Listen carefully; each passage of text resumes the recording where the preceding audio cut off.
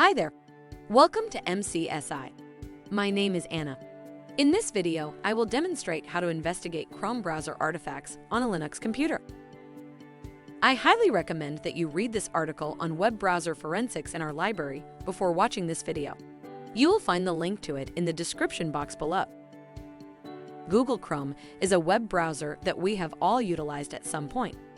It is possible for multiple user profiles to be created on a single installation. The default name assigned to the profile set up when Chrome is installed is Person1. For each profile, usage information like browser history, data filled into forms, cookies, bookmarks, etc. are stored in a hidden folder on the computer. One important point to remember is this: when the guest profile is used, usage data like browser history and cookies will not be stored. In this demonstration, a Linux computer running Ubuntu will be used. It is known that Google Chrome browser was used on this machine recently. Let us uncover forensic artifacts like browser history, bookmarks, cookies, form data, etc. On Ubuntu, Chrome browser stores its data in a hidden folder within the user's home directory. To view the hidden directories, simply utilize the Ctrl+H keystroke. Within the config folder, you will find a folder for Chrome. Within this folder, you will find a lot of folders containing Chrome settings and usage data. The folder we are currently most interested in is default. This folder contains all the forensic artifacts of the default profile, here named as Person1. If another profile had existed on this computer, you will find a separate folder with that profile's name here.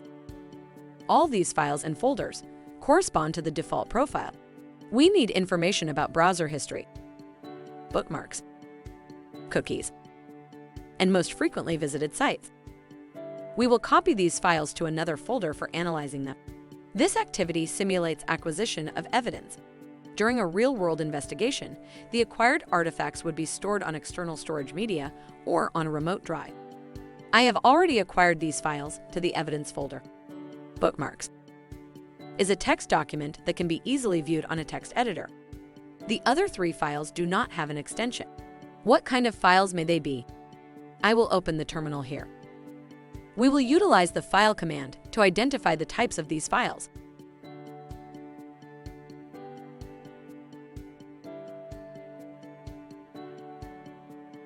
It appears that the cookies, history, and top sites files are all SQLite databases. On Ubuntu, to view the contents of SQLite database files, you can download a special tool from the package repository using this command. I have already installed this tool. To open the history file, I can simply right-click on it and choose to view the contents with the database browser tool. To view the browser history within the history database, we will view the contents of URL table. The most recent entries are found at the end of the table. We can see that a Gmail account had been logged into. A hexadecimal editor application had been downloaded. A Google search was performed for the meaning of a word. The user had also visited dictionary.com. And finally, YouTube was visited. Let's observe the timestamp at which the Google search was performed. You can find it in the last visit time column. We can see a numerical value here with 17 digits. This timestamp is in Windows time format, also known as LDAP time. We can utilize converters like this one to view the timestamp in human-readable format. Typically, timestamps in this format have 18 digits. The timestamp stored by Chrome was a 17-digit value. We can simply append a 0 to this value and then convert the timestamp. It appears that this search was performed on November 21 at 2:41 p.m. Let's process another entry. Let's see when dictionary.com was visited.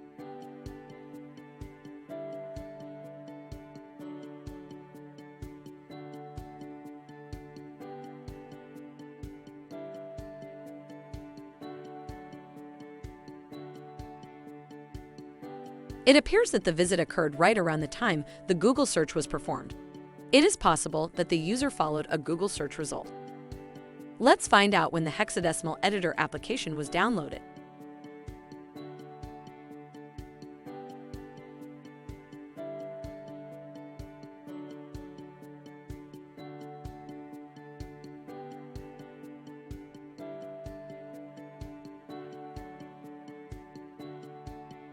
The file was downloaded 1 minute before the Google search. We will look at the contents of the keyword search terms table. The values present in the term column indicate strings that were typed into the search bar. Within the downloads table, we can find information about the files that were downloaded using Chrome. We can find the absolute path at which the file is stored. You can find the timestamp at which the download was initiated and when it ended. You can also find the total number of bytes received. During an investigation, when you suspect that malicious files had been downloaded on a computer using Chrome, the contents of this table may be helpful. Within the cookies database is one table called Cookies, which stores information about each cookie like its name, creation time, expiration time, last access time, etc. Cookies are a great indicator that a particular website had been accessed by the user. The Top Sites database contains a table with the list of frequently visited websites. A high value in the URL rank column indicates high usage. It appears that this user had visited the Chrome web store quite often. The Bookmarks file can be viewed in a text editor. For every bookmark, you can find information about the URL for which the bookmark was created, the date when the bookmark was added, and when the bookmark was last used. It appears that the bookmark for Wikipedia was created, but was never used. The user may have typed in wikipedia.com in the browser address bar and visited the site. This field simply indicates that the user has not utilized the bookmark yet to visit Wikipedia. The bookmark for YouTube has been created and used. You can convert this timestamp to human-readable form using a converter. I hope you enjoyed this demonstration. Why don't you try investigating Chrome browser artifacts on your Linux computer? See what evidence you can recover from the browser history, cookies, and form data. If you do not have a Linux computer, you can set up a virtual machine. We have another video on our channel where we demonstrate how Firefox browser artifacts can be processed from a Windows computer. You will find the link to it in the description box below. In digital forensics, timestamps are very important. Sometimes the timestamps would be present in human-readable form. Otherwise, they would be present in other formats like Windows time or Epoch time format. Values in Windows time would start with the digits 1, 3. It will be so for the next few years. Values in Epoch time would start with the digits 1, 6. It will also be so until November 2023. The number of digits in the numerical representation would vary depending on whether the timestamp is presented in seconds or milliseconds. As you practice processing different types of forensic artifacts, you will be able to identify different time formats easily.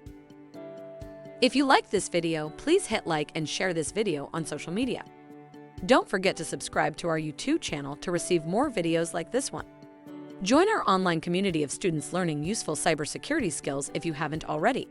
To register for a free account right away, go to our website. Happy learning and see you soon!